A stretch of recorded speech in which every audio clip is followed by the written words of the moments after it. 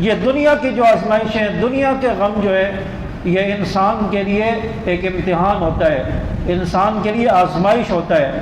کہ میرا بندہ ان آزمائشوں پر مجھے یاد رکھتا ہے یا بھول جاتا ہے، اللہ کو یاد رکھتا ہے یا بھول جاتا ہے۔ تو بہت کم لوگ ایسے ہوتے ہیں کہ جو آزمائشوں پر چلتے ہوئے اللہ کو یاد رکھیں اور اللہ کی طرف رجوع کریں، ورنہ تو دنیا میں ایسے لوگ بھی دیکھے کہ جن کے اوپر پریشانیاں آئی اور انہوں نے آگے سے کفری الفاظ کہے کہ ہم نے ساری زندگی نمازیں پڑھی، ساری زندگی ہم قرآن مجید پڑھتے رہے، روزے رکھتے رہے، اللہ نے ہمیں یہی اس کا بدلہ دیا ہے، اللہ کو اور کوئی نظر نہیں آیا، ہمیں یہ پریشانی دینی تھی، اس طرح بھی لوگ کہتے ہوئے نظر آئے۔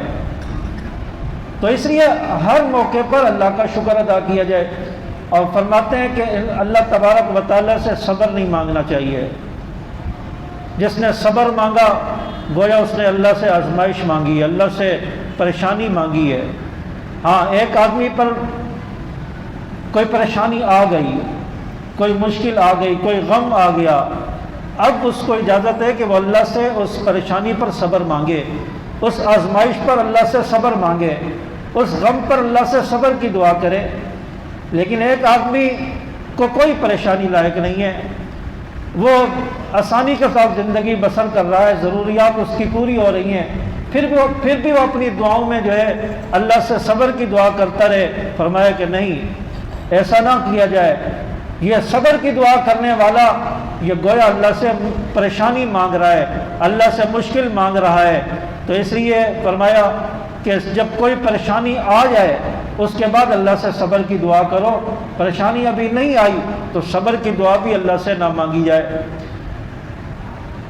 تو اللہ تبارک و تعالیٰ مسلمانوں پر، نیک لوگوں پر آزمائشیں بھیجتا ہے، اور سب سے زیادہ آزمائشیں انبیاء پر آئی ہیں، پیغمبروں پر سب سے زیادہ آزمائشیں آئی ہیں۔ آپ کہیں گے کہ پیغمبروں پر کیوں آئی ہیں؟ پیغمبروں کو آزمایا گیا ہے۔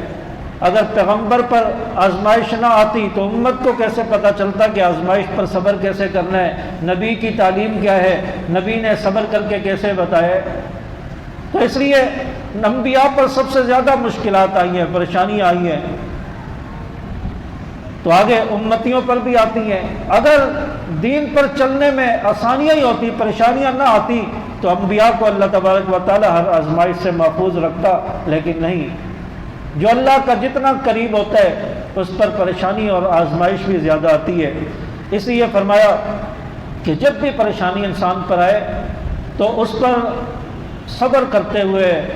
اس آزمائش پر حوصلے کے ساتھ چلتے ہوئے اپنی منزل تک چلتا رہے،